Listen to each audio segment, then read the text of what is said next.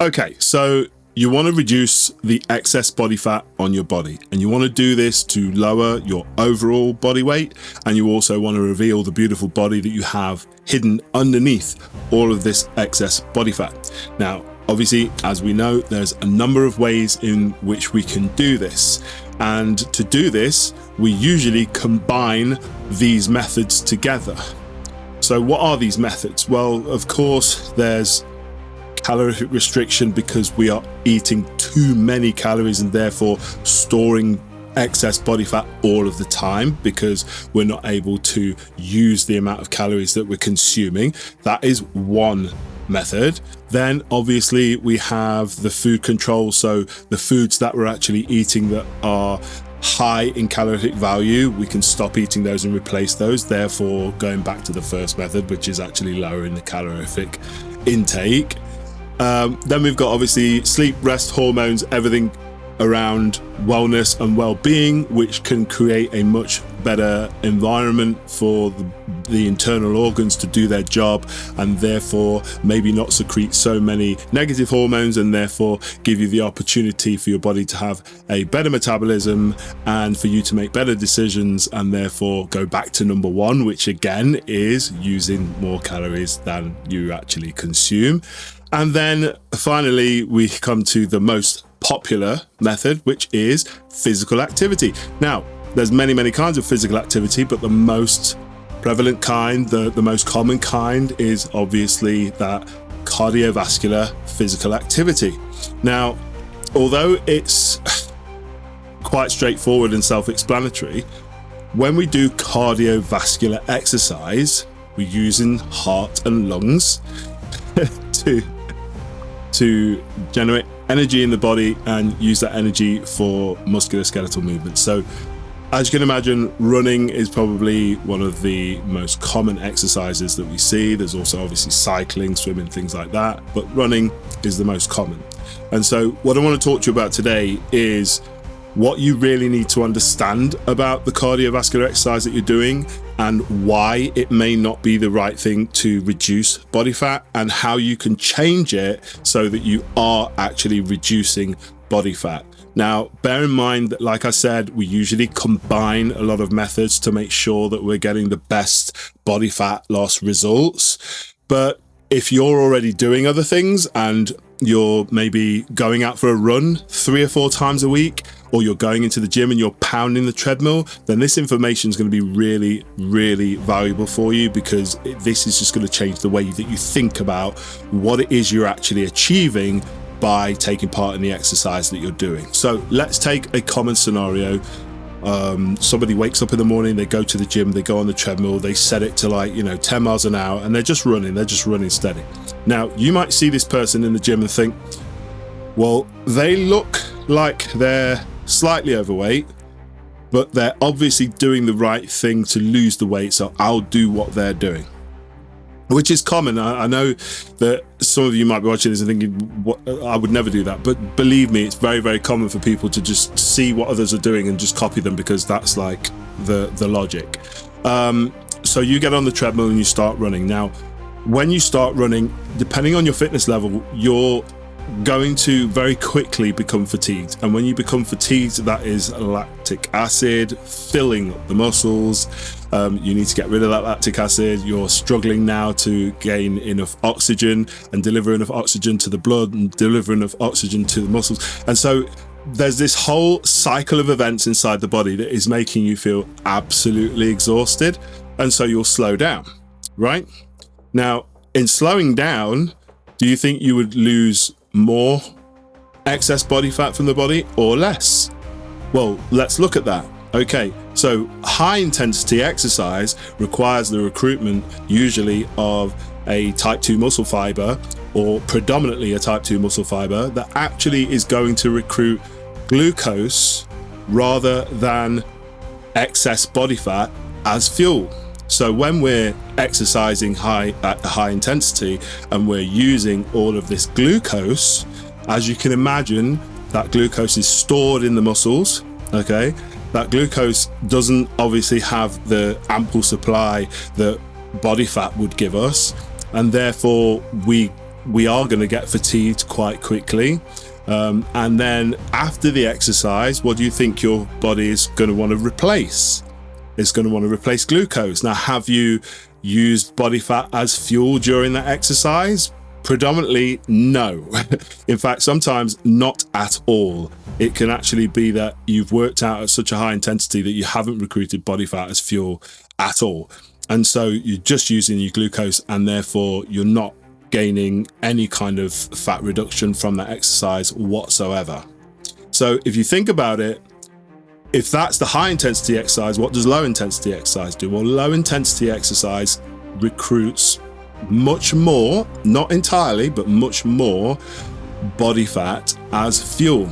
Okay, we use slightly different muscle fibers, and they use obviously body fat as fuel, and therefore we're able to reduce body fat at lower intensities. Now, when you see this person next to you on the treadmill in the gym, you don't know how fast they can actually run. They might be able to run at 15, 16 miles an hour, and they're running at like 9, 10. And therefore they could be at a much lower training zone, and therefore they could be recruiting much more body fat as fuel while they're exercising. But because you're fresh in the gym, or you're not as fit as they are, you're working out at a much higher intensity. So you really need to think about, when you go into the gym and approach body fat reduction, this isn't about working out as hard as you can. Okay, now there's other types of exercise which can actually benefit for body fat reduction that are high intensity. Now, these exercises aren't necessarily long distance cardio. These aren't sustained over long periods of time, but they can be small exercises put together, like circuit training, weight training.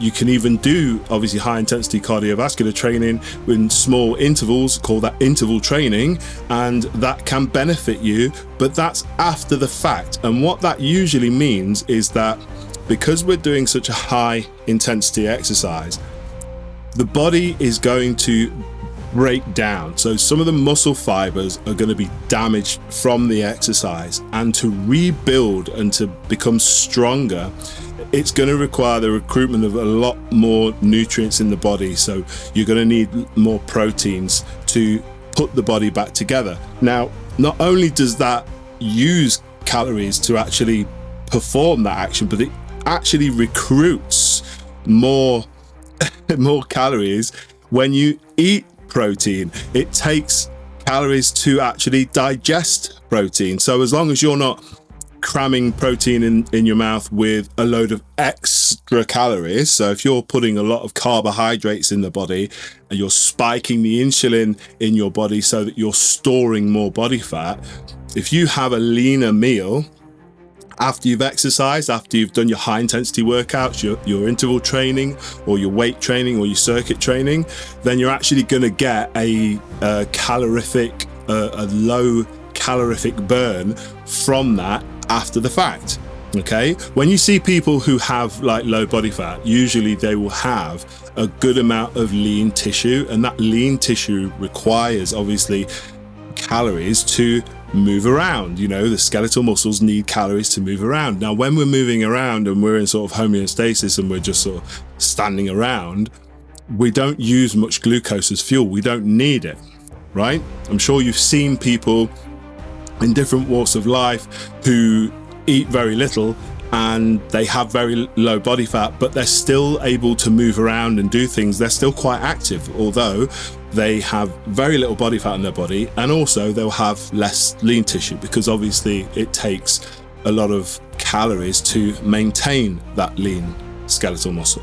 So if you think about it, what you really want to be doing is making sure that when you go in the gym or you go out to exercise, you are thinking about what it is you actually want to achieve. If you see me in the gym, for example, I'm doing weight training, and I do that as a circuit sometimes. So I'll go from one exercise to the other. That's because I want to be healthy, I want to be fit, So I'm training so that I have a higher heart rate as I'm training. I'm recruiting more oxygen.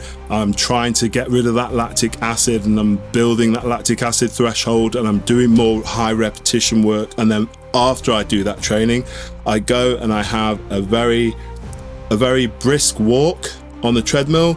I go into a run, I slow down to a walk, and then I'm pretty much done. So 20-30 minutes in there, 20-30 minutes in the gym, and my workout is over.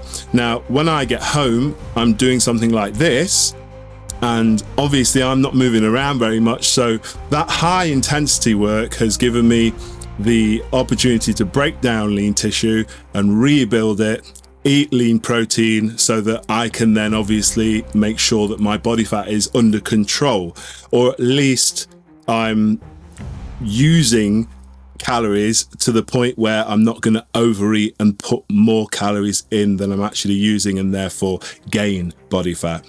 Okay, so if you're trying to lose weight, reduce body fat, there's two ways you can go about doing that: through exercise. You can use body fat as you're exercising, so therefore you need to recruit the type 1 fibers. You need to actually try to do something of a lower intensity so that you're recruiting body fat as fuel. And at the same time, you can build more lean tissue and demand that the body uses more energy when it's in homeostasis, while you're sleeping, while your body's repairing, and make sure that when you consume calories and when you consume the nutrients that your body needs to repair, you don't consume excess calories that are going to give you too many calories, so you're going to have to store those calories as body fat. And we do that with insulin secretion. Now, we need insulin. We can't live without insulin. So this whole thing about people constantly worrying about having insulin spikes is a little overhyped in my opinion. I think if you're a fit, healthy individual, you can eat foods that will spike your insulin and you won't have too much of a problem. The problem lies in the repetition of this. And when we continually spike our insulin, we then become, we get insulin sensitivity, which means that essentially you're going to eat a little bit of something, your insulin is going to spike, you're going to store loads of calories, and then you're going to feel absolutely awful. And you get a lot of knock-on effects from that as well, which are detrimental to your health and well-being, so your physical and your emotional health. So when you look at it from a exercise point of view, going out and running really hard, going in the gym and exercising really hard, and coming home and eating lots of like high calorie sugary foods is going to be really, really detrimental to your health, because clearly you're creating a vicious cycle here where you're using lots of calories, putting more calories in than you've used, and then at the same time you're going to feel tired, you're going to feel hungry,